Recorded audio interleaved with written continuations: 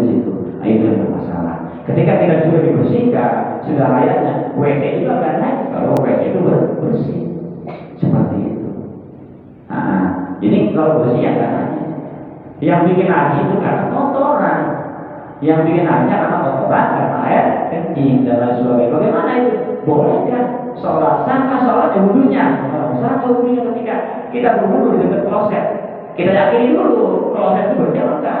Tapi kalau klosetnya bersih, kalau kita keluar bersih, keluar wudhu kita salah wudhu tidak masalah. Yang penting kita yakin bahwa kita wudhu sini ini dalam keadaan bersih.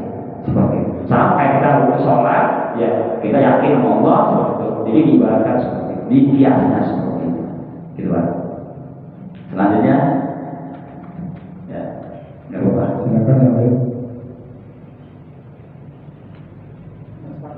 Siap. Waalaikumsalam warahmatullahi wabarakatuh.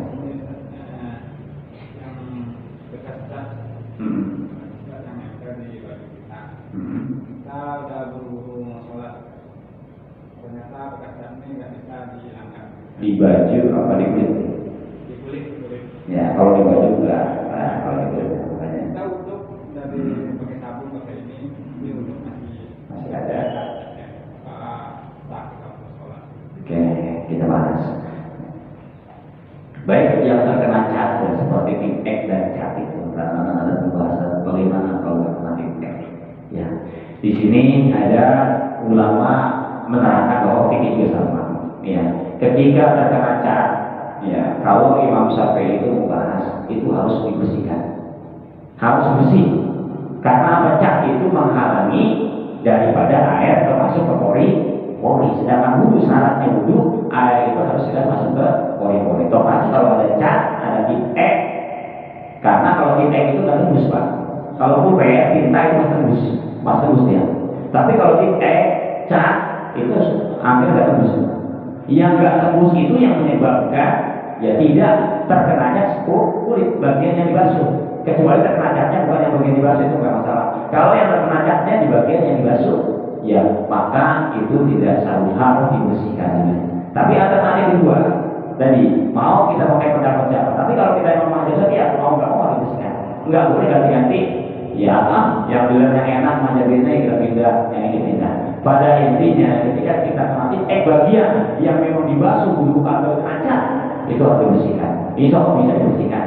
Mendingan kita terlambat, artinya terlambat 10 menit atau 15 menit ketika melaksanakan sholat daripada kita sholat kita tergara-gara terhalang lecet sehingga sholat kita tidak sah, lantaran wudhunya juga sah, seperti itu.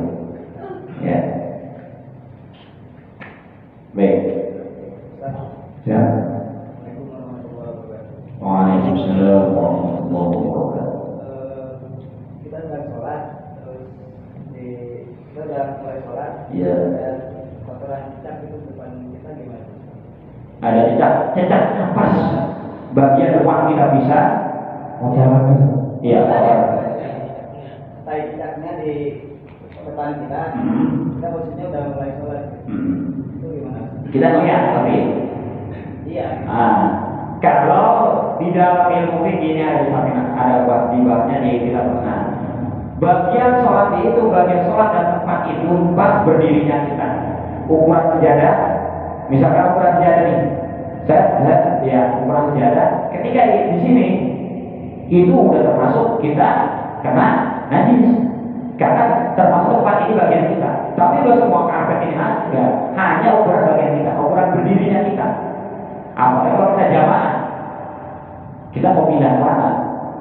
Ya walaupun nggak kena, karena memang di bagian kita berdiri. Ketika di bagian tempat kita yang disebut dengan tempatnya kan al-mahal tempatnya. Ketika tempatnya ada najis, maka sholat kita secara otomatis tidak sah, lebih mengulang. Bagaimana cara bersih itu? Kita sholat mengulang. Kalau memang kita tahu, kecuali kita nggak tahu. Ya kalau nggak tahu nggak ada hukum. Sama halnya ketika kita puasa makan 2 bakul nggak lupa nggak masalah. Tapi kalau kita lihat yang jelas nggak boleh.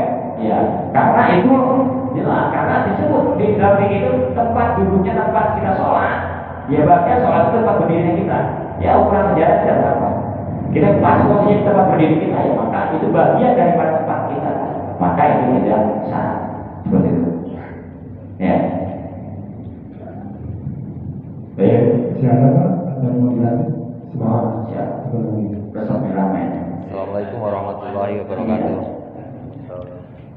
Pak Ustadz, yang mengenai air tadi, yang 2 kula tadi kalau tidak berubah warna, tidak berubah rasa, ya itu hanya berlaku untuk yang air menggenang saja atau untuk air yang mengalir ya Pak Ustadz ya? Baik. Untuk air yang tadi, yang 2 kula tadi, untuk air yang bergenang apa air yang diam gitu? Atau kolam gitu? Menggenang itu artinya kolam atau yang mengalir di kali gitu misalnya. Kalau untuk air yang 2 kula tadi, yang penting 2 kula, yang penting 2 kula. Dia cukup 2 kula. Bagaimana kalau kurang? Karena kolam kadang-kadang berkurang. Karena dipakai kan gitu kan. Pokoknya kalau airnya luber, perlu airnya lebih dari 2 kula penuh. Itu terkena kotoran najis misalkan atau cacat dan lain sebagainya kan. Ya, tapi nggak berubah warnanya, nggak berubah baunya, nggak berubah rasanya, maka air boleh boleh seperti itu. Kecuali tadi air yang sedikit dan air yang banyak 2 kula tadi, airnya misalkan 2 kula, tapi berubah warnanya, berubah baunya, ada rasanya, semuanya tomo, auriu, berubah warnanya, berubah baunya, rasanya, maka air 2 kula tadi, ya itu nggak sah. Tetapi tadi airnya bersih. 2 kula lebih lah atau dia nggak mengenang atau nggak mengalir airnya, tapi dia nggak berubah warnanya, nggak berubah rasanya, masuk seperti jasnya air lah, maka itu tidak batal atau tidak najis, air itu tetap boleh berwudu. Makanya pentingnya kita membuat ukuran kolam itu. Makanya kalau di pesantren atau orang-orang dulu pesantren salafiyah itu ada kali airnya disalurin lah itu, jadi air muter. Ada 2 seperti ada di Cibarusa juga pesantren begitu, karena santrinya banyak, kalau nggak kena kolong, ya mau air, jadi bikin dia kolong, terus airnya ngalir, terus jatuh ngalir, seperti itu. Ya, jadi nggak apa-apa. Kecuali tadi berubah. Di sini kalau berubah, kalau nggak berubah jasnya air baunya warna itu, maka boleh. Walaupun airnya mengalir, tapi kalau berubah tetap nggak boleh Pak Ustadz. Ya, air mengalir. Iya, air mengalir nih. Contoh kayak di kali JBL. Kalau kali JBL kan udah luar biasa. Jangankan kita pengen buat wudhu, megang aja kita mau apa kan? Karena air itu jijik ya, itu aja kalimatnya. Kalau air itu menjijikkan, jangankan kita buat wudhu. Ya orang kita lihatnya jijik mau megangnya. Tomat air kayak begitu kita pegang. Kalau kita nggak pakai sabun, maka baunya itu pasti akan nempel di tangan. Yakin? Contoh mau kayak air got aja. Air got. Kalau kita pegang air got, ya kita nggak pakai sabun, cuci tangan, cuma cuci air got biasa, kira-kira masih nempel dan pas baunya. Asli, sama kayak di BL kalau air lubang itu, macam-macam, kayak satu dibuang di situ dari mana-mana di situ. Ya walaupun ada kencang nih, ya kita juga pikir 2 kali 3 kali, nggak itu. Ya seperti itu. Kalau masih ada yang lain hukum itu. Tapi darurat misalkan ada istilah namanya dalam usul fikih itu darurat ada hukum itu darurat ya diperbolehkan ya, nggak apa-apa selagi kita nggak gigit, nggak apa-apa lagi. Ada namanya itu asal-asal fikih. Darurat artinya ketika darurat mana nih? Kalau darurat nggak ada air, di situ ada yang mencap bawahnya. Ya kalau mau pakai ya monggo darurat ya darurat. Tapi kalau baru kita mau pakai air itu kita melihatnya dia tahu bilang kita lewat aja kan bawahnya kalau masih beda apalagi kita pegang. Tadi kan sama air CBL atau air itu sama. Ketika kita pegang, kalau kita nggak cuci tangan, maka pasti kita merasakan baunya masih ada. Ketika air berbau di sana, ya otomatis seperti itu kan berubah baunya ada begitu. Baik, apa kita lanjut sedikit lagi ya? Kita lanjut saja ya. Jadi Bismillahirrahmanirrahim, masih ada waktu berapa menit lagi? Ya, 9 menit 8 jam. Kalau orang pernah merokok membuat kita nyampe sini ke rumah. Bismillahirrahmanirrahim. Ya di sini tentang masalah hadas. Ya, al-hadas sulisnanya, adapun hadas terbagi 2. Yang pertama asghar, yang pertama hadas kecil. Yang kedua wal akbar, yaitu hadas besar. Kalau hadas kecil cukup dibasuh dengan wudu. Nah, kalimat itu kan, kalau hadas kecil cukup kita dengan berwudu. Tapi warna bau kalau hadas besar, ya enggak boleh kita wudu. Di sini jelas tuh.